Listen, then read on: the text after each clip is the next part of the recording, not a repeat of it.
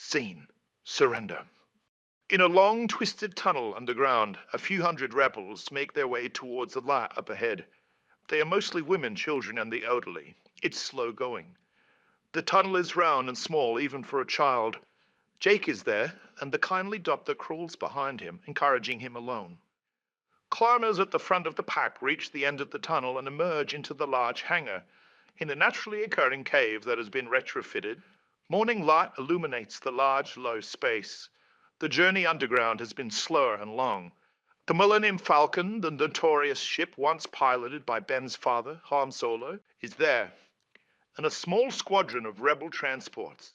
So too are a number of stormtroopers surrounding the tunnel's entrance with their weapons drawn.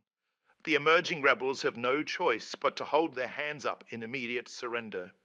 The journey underground was all for naught. We see the small round droid BB-8 rolling slightly around a corner at the top of the gangway leading into the Millennium Falcon. The scared little droid then retracts back into the ship, knowing there's little else he can do.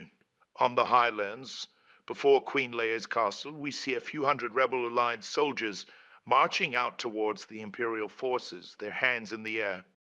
They are led out by General Poe Dameron, his handsome face now scarred. Finn and Chewbacca are beside him. They kneel in the mud as they encounter a platoon of stormtroopers with their weapons drawn. Poe looks up to the departing Imperial ship dirtily, as if to say, "You'll pay for this." We surveyed the whole scene from Queen Leia's gravestone, the grass blowing in a gentle wind. We see Ben. In the sleeping quarters of his command ship, Rey is asleep, encased in a glass medical chamber, which glows with an eerie green light. Her wrists are cuffed across her chest. Ben sits before her, staring intently at his sleeping captive. You're quiet all of a sudden. He looks over to an empty chair across from him, then around the room it sees no one. He is alone except for the sleeping woman and the small black droid, X1, who floats in the air beside him. X1. The floating droid turns to face his one red lens in his master's direction. Mark the time. Scene: Hail Emperor Ren. It is a glorious sun-blessed day on the beautiful world in Naboo. Here in its capital city, with its classical architecture, its commingling of stone-paved streets and waterways, there is something distinctly royal about the place. It has changed somewhat since its glory days under the Republic. Large imperial banners now hang from its many marble pillars, and Emperor Ren's oppressively white, brutalistic palace now blights what is otherwise a paradise of old-world charm. We see Emperor Ren alone aboard a golden chariot led by 4 equinal creatures through streets filled with imperial citizens. A glorious parade is being held in honor of his defeat of the Rebel Alliance. Glorious music and confetti fill the air. Emperor Ren stands before his people, one hand held up in vainglory. His chariot arrives at the steps of his cold white palace. Lieutenant General Hux is there to greet him. He escorts him up the steps. As Ben reaches the top of the steps, he sees his 2 remaining knights appearing before him, Kylo Rikus and Kylo Etu. Standing among his other top military brass, both wearing masks. They bow gently to their king. Hux steps up to the podium to introduce the hero of the day to his adoring public. The crowd hushes. Good people of the Empire, The crowd goes wild at the mere mention of the Empire. today we celebrate the crowning victory of our glorious leader, Emperor Ren. The crowd responds to his name with even greater intensity. But first, a moment of silence for the crew of the Liberator and the 3 brave knights of Ren lost in the siege of the rebel stronghold. A hush falls over the crowd. Hux bows to the 2 knights on stage, their heads held high. The Rebel Alliance is no more. Their traitorous queen is dead, and the Jedi responsible for the assassination of Supreme Leader Snoke has been captured. A hooded woman in torn, dirty rags is brought out before the crowd to a cacophony of boos and hisses. Hux waits for the crowd to quieten. Forgive me, Your Highness. I have a surprise. Ben forces a smile through pursed lips. I have commissioned our greatest composer to write an opera in your honor. The story of your rise to power, your glorious defeat of Luke Skywalker, and how you rid that galaxy of the rebel threat forever. The crowd goes wild again. Ben feigns magnanimity, nodding to Hux. But until then, ladies and gentlemen, here's another show I dare say you'll enjoy even more than any opera. The crowd erupts into a frenzy, then quietens again, as a noose is placed around the hooded woman's neck. The Emperor is looking around the place, as if expecting someone. Any last words? We hear the woman's muffled speech. Hux holds his hand to his ear, playing to the crowd with a mawkishness exceeding pantomime. The crowd eats it up. He turns to Emperor Ren. On your orders, sir. Hux steps aside and joins the two Knights of Ren at the back of the stage. Emperor Ren steps up to the podium, raising a sideways fist to the audience below, then slowly stretching out his thumb and turning it downward. The platform beneath the hooded woman drops, and she is dead. Emperor Ren basks in the glory of the moment. He smiles. A cloud seems to pass over the sun. Emperor Ren is about to speak to the crowd when he hears a voice in his head, the voice of his fallen master, Luke Skywalker. At least your mother isn't alive to see this. Ben places his hand over the microphone, silencing it. You're late. We see Luke in his Jedi robe standing behind Emperor Ren. He isn't blue or transparent, but he still seems oddly out of place, lit from above as if on stage. Only Ben seems to see him. How can you stand the sight of yourself, Ben? Spit your venom. Nothing could ruin this moment. Ben ignores Luke, removing his hand from the microphone and forcing a smile as he addresses the people. His speech is short and simple. He takes his time with it. The coward Luke Skywalker murdered our beloved Emperor Palpatine and the war hero Darth Vader. Oh, brother. But the Empire lives on. The crowd cheers. His apprentice. Emperor Ren gestures to the lifeless body strung up beside him. Only now does Luke notice her properly. He is stunned, but dubious. Surely not.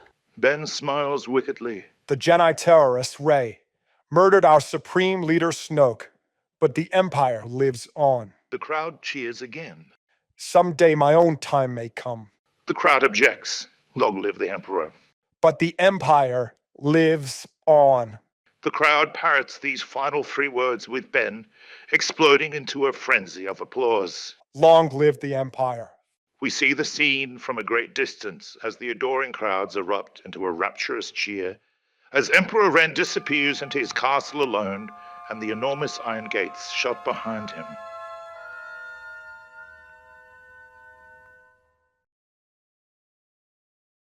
Scene: a night in the rain. It is a rainy night on the highlands of New Orderon. The captured rebels sit in the muddy earth, many huddled together for warmth, improvising shelter over their heads with whatever clothes they can spare, sharing or forgoing their own for a child. They are surrounded by stormtroopers, while in the distance a high-fenced prison camp is being erected by their captors. Another one is being erected further away into the distance. While many of the rebels sit with their eyes closed, attempting to rest, Poe, Finn, and Chewbacca watch the construction effort intently. That's 2 camps. Chewbacca lets out a small, disapproving moan. No, they're setting their camp up on that hill. Poe points out over the hill on the other side of the valley. No structures can be seen from this low, but there is a glow of electric light and sounds of construction. Finn speaks with authority. 1 camp for us, 1 for the kids. They sit in the quiet and cold for a few moments. Finn looks off into the distance at the now empty castle. What's the point of making us sit out here? They're getting just as wet as we are. It's sack warfare. Many will be grateful for their bed tomorrow, more compliant. Chewie moans disapprovingly again. Well, of course not you, Chewie. Finn smiles.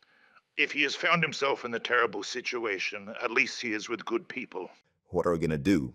We'll get out of here, that much I promise. But it'll take time, and all we can do for now is gather information. I'll keep watch for them, you rest. Finn holds his jacket over his shoulders and closes his eyes. The rain washes over him.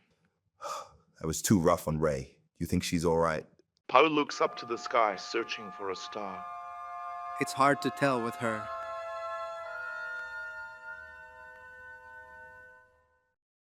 Scene, troubled sleep. In pitch black, we hear Luke Skywalker's voice. Ben. Ben, you can't shut me out, Ben. We see Ben in a dark, stately bedroom, lying in his ornate four-poster bed, face down and holding one of his many pillows over his ears. He ceases in this futile effort, turning onto his back with his face exposed, his eyes still closed. Is this your big plan? To pester me forever? Luke watches Ben not sleep from a chair by the window. Seems like the least I could do to the man that killed me. Well, you're dead, aren't you? What about your big plan, Ben? How many times can you go back to this same well before you realize it's dry? Ben opens his eyes, if only to roll them. He takes the bait, hoping to speed things along. What well? Power, Ben. Every bit you've gained only left you emptier inside. I have everything I've ever wanted. And no body. These words seem to sting more in the emptiness of so kingly a bed. Anyone who is ever foolish enough to love you is dead or locked downstairs in some dungeon. Ben's eyes meet Luke's. We both know you can't kill Rey. Ben says nothing. How are you going to sustain such a tower of lies, Emperor Ren? I murdered Darth Vader? Come on. You know he died saving my life, you brat. Then Rey was never my apprentice, you were. Don't remind me. I'm sure she didn't kill Snoke either. This stops Ben in his tracks. Well, I told you I would. There's a sustained pause. You weren't ready, Ben. Just like that, Luke closes his eyes and disappears from the room, then scans his surroundings as he stands and robes himself. X1. His droid, resting above the mantel on his fireplace, springs to life and floats towards its master. Lock the time.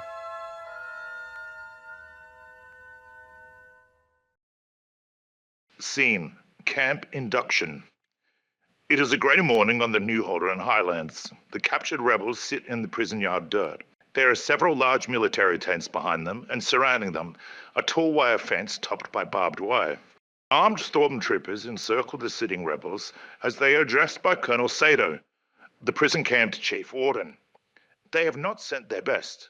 Colonel Sado is a paunchy, rosy-cheeked man with a thick moustache and the affect of a gentleman. He has grown mean and slow with age, and his uniform clings a little too tightly in places. He was probably an impressive man once. We see Poe Dameron on his knees, held up by two stormtroopers. He is conscious but clearly exhausted and beaten. His general's uniform has been stripped of its insignia. The scar on his cheek is still healing, and now has a black eye to keep it company. Righto, ladies and gentlemen, boys and girls. He looks into the distance at another camp a field's length away, where many captive children stand against the wire fence, trying to find their parents in the distant crowd. Or should I say, ladies and gentlemen. He chortles with his troops at his side, whose posture and unkemptness betray their low standing within the Empire. These are roughnecks. Welcome to your new home, to the new Alderaan. You are now wards of the Empire, and it is my honoured duty to see to your safety. He points to Poe, to his left. You may recognize this man as your old boss. The two troopers holding Poe drop him into the mud. He grunts with pain. We see Finn in the crowd, wincing at the sight.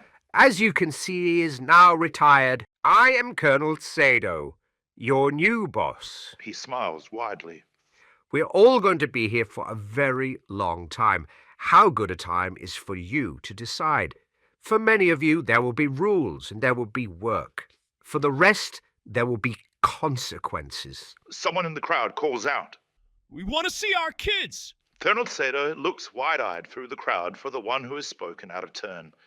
Those watching know not to do it again. Visitation is a privilege you are yet to learn. He kicks Poe, then begins to pace back and forth, containing himself.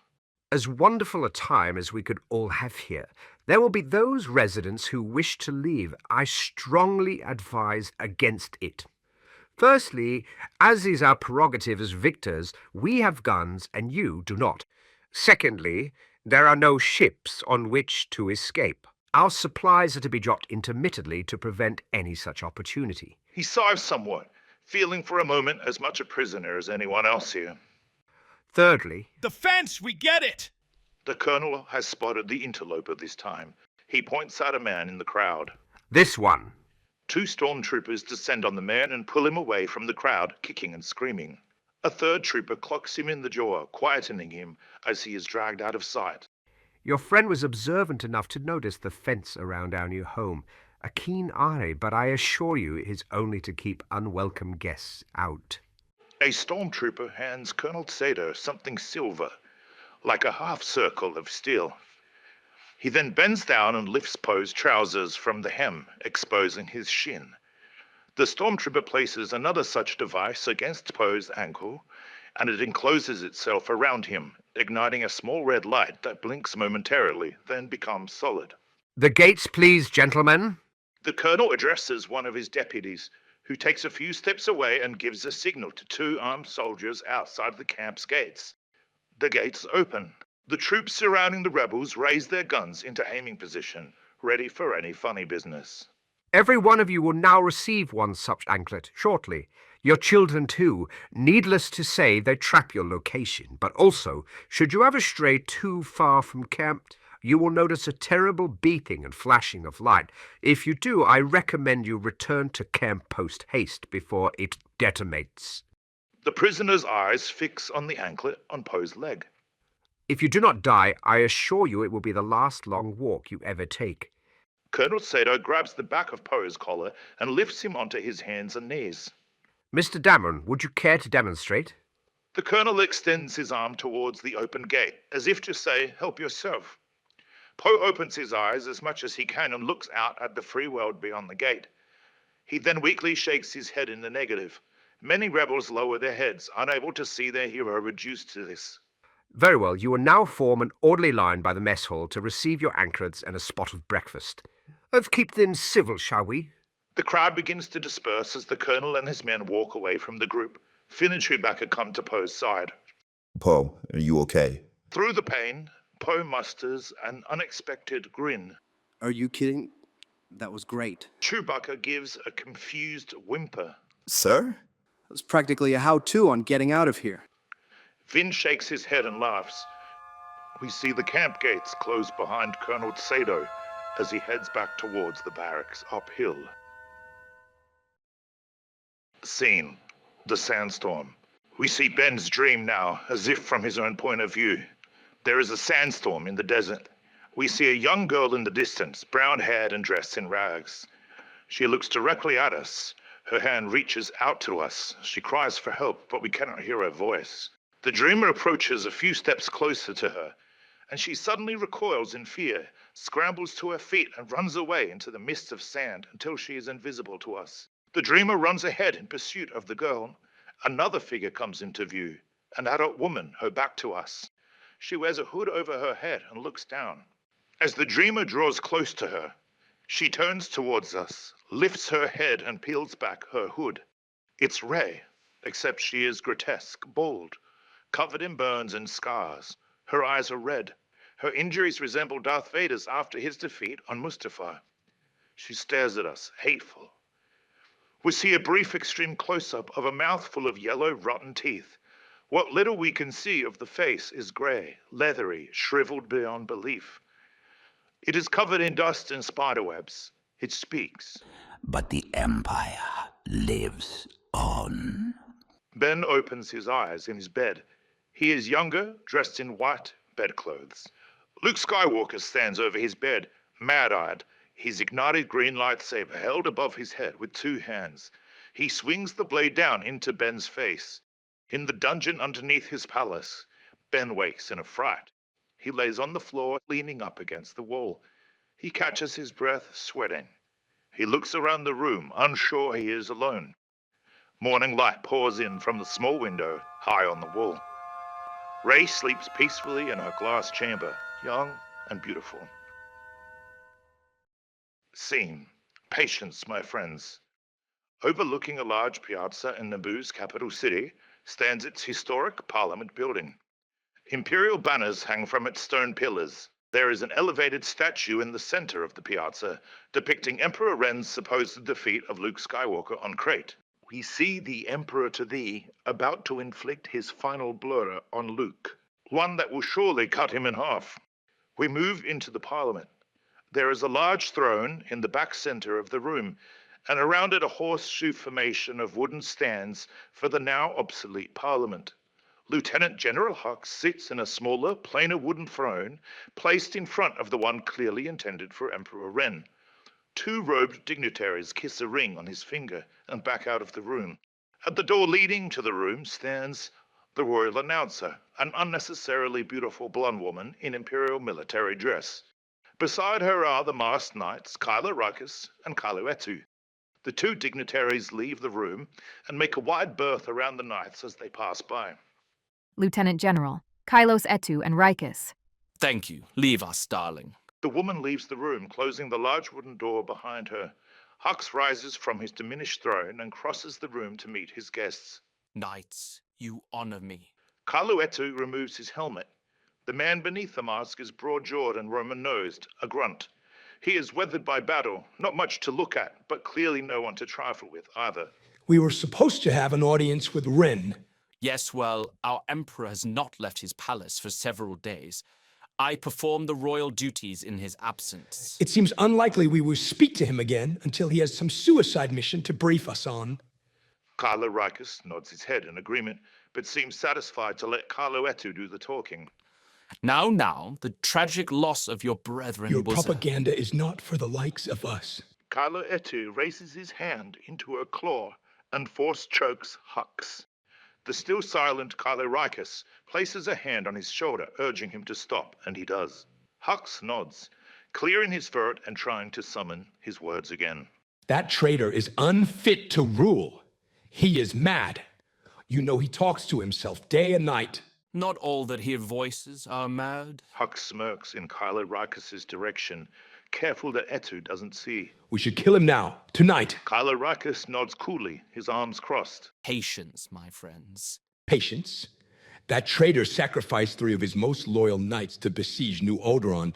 Now he allows the rebel scum to remain there as prisoners. What was the point? Many lives were saved foregoing that battle, and the rebels are as good as dead. Kylo Rikus seems unmoved. Honoring a surrender. An insult to imperial tradition. I admire your resolve, but you don't seem to understand our position. Hux leads the two knights over to a stately window as he talks. The reign of Emperor Ren has been one of relative peace and great prosperity. His soldiery appreciate his restraint, even if you do not. His people are devoted. This makes taking power less simple than merely killing him, even if the two of you could. Kylo Rikus holds an arm across Kylo Etu, anticipating his retaliation.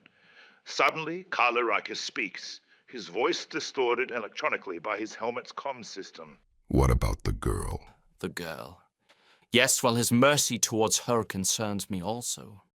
She's dangerous, the two of them together. Could be lethal, yes, but you fail to see the opportunity it presents. Hux looks out the window to the piazza below. We will only get one chance at killing him. One. It must be perfect. And there is something else we must first kill, something far more powerful. And what is that? Hux stares down at the statue of Emperor Ren and the nigh-defeated Luke Skywalker. His image. Scene. Work detail. It is another grey day on New Alderaan, which seems to oscillate between raining and threatening to. A group of rebel prisoners, among them Poe, Fionn and Chewbacca, are slightly outside the fence of their camp, digging a long trench between their camp and the children's camp, a few hundred yards away. Pipe is being laid down in the completed sections. They are surrounded by stormtroopers, and Colonel Sado is further up the line chastising a rebel prisoner. You think we can use these pipes somehow? It's just connecting our water supply to the kids. Too small to climb through, even for them, but I like where your head's at. Okay, so what's the play? We've still just got to watch and wait. But at least we know what we're up against. Luckily, the gate doesn't usually attract the Empire's best and brightest. Some of them are probably here as punishment themselves. The two of them keep an eye out for any passing troopers as they dig. These anklets could be a blessing in disguise. It's made them overconfident. The place is really undersecured. Just got to be some device to disable them, right? You think the colonel carries it with him? Too risky. His office, probably. The two of them look up the hill to the guards' barracks. Then how do we get in there? Old reliable. Finn rolls his eyes. Old reliable. Even if we get our hands on a few uniforms, we're gonna set off all kinds of alarms when those anklets step outside of camp. Well, we're outside of camp now, aren't we? Yeah, but they're with us. Okay, so we'll have one of them with us when we go in. That's easier said than done. We're in the easier said than done business now. They stop talking for a moment as a stormtrooper walks past. Poe looks up the line to the children's camp. Many of the kids are still pressed up against the fence trying to see their parents. A few unhelmeted troopers attempt to lead some of the children in an orderly ball throwing game, but few seem willing to participate. He sees the droid R2-D2, or R2, wheeling about the children's camp, urging the children at the fence to join the others in their game. Why is R2 the only droid with the kids? I don't know. 'Cause he's small? The answer leaves Poe wanting. How are we gonna get our hands on some guns? We could bum rush a few guards with our weapons when the time's right. The real problem is getting off this planet without a ship. That one beats me. Say don't mention a supply ship, but that could be months from now. And that's just it. Our worst enemy here is time. What do you mean we've got nothing but time? Poe stops digging. Finn, you may have to step into my boots one day, so start thinking like a general. This trench is just the beginning. The Colonel's going to have us working all kinds of improvements the longer we're here. A few months from now, this place could be 100 times harder to escape from than it is today. Oh, so all we gotta do is be patient and hurry up. See, you're getting the hang of it already. Poe winks at Finn, and the two continue digging together. Finn looks up along the long trench into the children's camp. At least the kids seem okay. Poe isn't so sure. Scene. Waiting out the cloak. The specter of Luke Skywalker sits across a table from Ben as the young king eats a decadent plate of roasted meat in front of him. It is the early afternoon. Ben seems unusually cheerful, smug. Care for a bite? A little rich from my blood. Your blood. Ben takes a sip of wine, never breaking eye contact with Luke. There is an awkward pause. I can tell you now when you're waiting for me to leave. That's just any time you're here. This is different. There's something you can't do until I go. Ben looks at a nearby grandfather clock. Any moment now, I suspect. You've been here longer than usual. Oh, there's a schedule? An irregular pattern. You're here nearly half the time, sometimes much less. Sometimes night, sometimes day, sometimes coming and going, sometimes... So, not a pattern at all? Luke chuckles, crossing his arms. He's succeeded again in irritating Ben. They're right about you, Ben. You really are losing your... Luke disappears. Ben looks around the room for a few moments, then stands. Mark the time, X1. X1, the flying droid, beats dutifully. Ben leaves. His food and wine go unfinished. Scene. Solitary. At the prison camp on New Alderaan, Poe, Finn, Chewbacca, and a number of other captured rebels are on work duty within the perimeter of the camp. They are digging a large rectangular trench for the foundations of some new building. Poe was right. The camp does seem to be only a temporary staging for worse to come. Poe works next to his unofficial second, Finn. He looks up to the hill but can't see into the Imperial barracks itself. He sees a few stormtroopers descending from there, ready to begin their shift. And there is a dirt path that seems to be wearing itself into the grass from the repeated trips back and forth. He sees a newly constructed watchtower sticking out from over the fold, and he sees two birds flying over the barracks. I need their eyes. He turns to Finn. He has an idea. That guy they dragged off that induction a few weeks back. Finn searches for his name. Yeah, that was Daniels. Did you get a good look at the barracks? No, he was blacked out. Said they stuck him in some box. Poe spots a pair of stormtroopers inspecting the workers heading towards them. What about on the way back? Nothing. He was out of it. Hold this for a second. He hands his shovel to Finn and then promptly kicks a passing trooper in the back of the knee, who falls to the ground. The second trooper pulls a baton from his belt and swings it for his head. Poe dodges the strike, but not the second one into his chest, which wins him. The second trooper kicks him down into the mud, while the first trooper kicks him again for good measure. He is dragged off by the two of them. Finn stands there, flabbergasted, with two shovels. We see Poe fading unconsciousness, dragged out at the gates of the camp and up the hill leading to the Imperial barracks. We see the ground beneath him, shifting from the incline of the hill to the flat of the plateau. He looks up gently, inspecting his surroundings. In the center of a large yard are a few upright metal boxes, his destination. Around them, a series of simple metal prefab structures. He sees a ring of unmasked stormtroopers egging on a bare-knuckle fight between two grunts. He sees the watchtower, the only thing visible from the camp below. Some of these buildings are guarded, some not. There are a few trucks, but no ships. He sees a distinct bungalow elevated on stilts. Two guards at the bottom of its steps. On its upper platform, he sees Colonel Sato pouring the contents of the small metal flask into a porcelain teacup. As they near the box in which he is to be contained, one of the troopers carrying him notices he's awake and promptly sees to that. Everything goes black. Scene: awake at last. There is a violent sandstorm in some obscure desert. A raggedy brown-haired girl wanders through the chaos of it, crying, holding her hands up over her face. We cannot hear her. She yells out to the silhouette of a man she can see in the distance, but he is unresponsive. The girl's eyes are wet with tears. She yells out to him, louder and louder. Rey wakes suddenly from her dream. She is in the dungeon of Emperor Ren's castle. The lid of her glass casket has been opened and she has come to. She is weak. She looks around the room, her vision and senses slowly returning to her. You're awake now. Rey sees Ben sitting in a chair in the corner of the room. He is dressed less formally than she is accustomed to, in dark navy blue. She reaches instinctively to her waist for her lightsaber. Looking for this? Ben removes one of his two lightsabers from his belt, the one formerly belonging to her. She reaches her hand out to him and attempts to snatch it from him, using the Force. But he quickly does the same and it returns to his own hand, as if on a rubber band. Please, you are too weak for this to be a fair fight. And remember, if you kill me, your people will soon follow. Rey raises her hand to her head, as if deeply hungover. Remember, Rey? You surrendered a few weeks ago. You're in my palace now.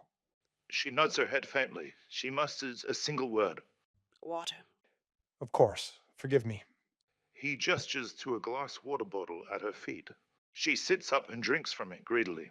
The water hits her forehead, too cool to be a drain. A side effect of the hibernation. It will pass. Naturally, I've gone for you bad. You pack light. I must say I was disappointed to find this. He holds the small metal vial of poison between his fingers. She takes a second to recognize it. She clears her throat. Palu must have put that in there. He seems to believe her. It seemed beneath you. I'll hold on to it, though, if you don't mind. We see a close-up of his belt as he places the vial of poison into a small leather compartment there. About the funeral, I didn't know that was going to... I know. Rey is oddly touched. How can a man she hates so much understand her so well? He takes the Book of Skywalker off the arm of the chair and holds it out to her. The book you can keep. Leia wrote the book for you. Ben flicks through the book. He sees a handwritten note in its opening page and closes it without reading. Other copies? She shakes her head, half lying. Ben stands and holds it out to her. I don't want it. Rey takes the book from him, runs her hand along its leather cover, and is comforted somehow. Have you seen her? This question might strike an ordinary person as strange, but not to the two people in this room. He shakes his head, saddened. No. Rey senses she's hurt Ben, and not in the way she would like to. I haven't either. Ben is consoled somewhat. Too long in that chamber can damage your mind. That's why I've woken you. If you wish, I can return you to your sleep in a few minutes. He struggles with the next part. But if you would prefer, you may join me in my palace as my guest. There is a pause. I'm thinking. If you do, you will need to wear this. He holds out a silver collar, pressing a button on it that makes it retract into a half circle. He seems genuinely embarrassed to hold it. She takes it. You shouldn't have. Sorry, if you ever left this place, it would be very dangerous for both of us. I leave the palace and this thing blows. Ben nods and holds up a black, computerized gauntlet on his wrist. It seems to be measuring his vital signs. Or if I die. He has seen her coming. Damn. Rey looks back at the hibernation chamber. We hear the sandstorm again for one disconcerting moment. Shall I show you to your room? Rey looks down at the Book of Skywalker. What would Leia do? Only if we read this together. She stands and holds the book against his chest. Now the choice is his. He seems almost as displeased as she with the grimness of his options. She meets his eye. Well, I'm thinking. We cut to Ray and Ben walking up the spiral stairs out of the dungeon. Ben is in front, holding the Book of Skywalker. Behind him is Ray, wearing a silver collar around her neck and a slightly victorious smile.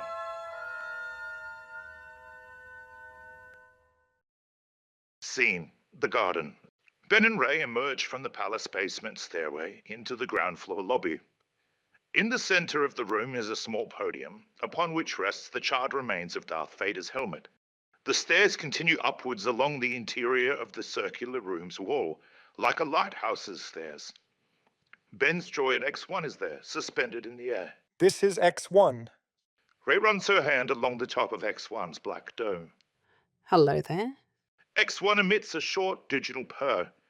Ray surveys the room. There are arches the whole way around its circumference, leading out into an expansive circular courtyard surrounded by impossibly high stone walls. Ray is shocked at the beauty of the garden outside and walks at the head of Ben. It's beautiful. She's right. It's surprising to find so wild and beautiful a garden inside what seems to be so cold and sterile a building. Exotic birds fly from tree to tree. It is yours to enjoy now. Ray walks slowly through the place, taking in its intricacies. You must have 100 gardeners. None. No one else has been here for many years. Ray resists the urge to find that flattering. She looks around, still amazed. Then you must work day and night. Not really. Ben squats down over a young flower on the ground and places 2 fingers over it. As he slowly raises his fingers, the flower grows, then blossoms. Ray withholds a smile. You'll have to teach me that one. Gladly. Who cooks your meals? I must cook for myself, and now you. I'll take my meals alone, thank you. If Ben is hurt, he doesn't show it. Very well. What kind of king cooks for himself anyway? A very powerful one. A king can have any chef in the land make his meals, but a very powerful one must always cook for himself. That's funny. On New Alderaan, your mother often accepted food from her people. Ben bites his tongue. Right, I can only assume this that a walk is a pretext for you to study my security. I'll save you the time. Ray stops in her tracks. Ben points up towards the top of the enormous stone walls surrounding them. We can see it is almost as tall as the tower itself, as if the tower were a candle only just peeking out from the top of some jar. See those? Sentries. It would be very unwise for anyone to be in here without one of these. He points to the gauntlet on his wrist. Ray clutches the collar around her neck. Or one of these? Exactly. Ray snatches the Book of Skywalker from Ben's hands and sits down on the stone wall surrounding a small pond. Shall we begin? Right now? A deal's a deal. You can read, right? Ben might feel less insulted if the question didn't seem quite so earnest. He gives her the side eye. Okay. Well, I'll start. She opens the book to discover the opening page with Leia's handwritten note to Ben has been ripped out. Ben sits next to her, leaving a polite berth between them. We see the 2 of them from a distance, engulfed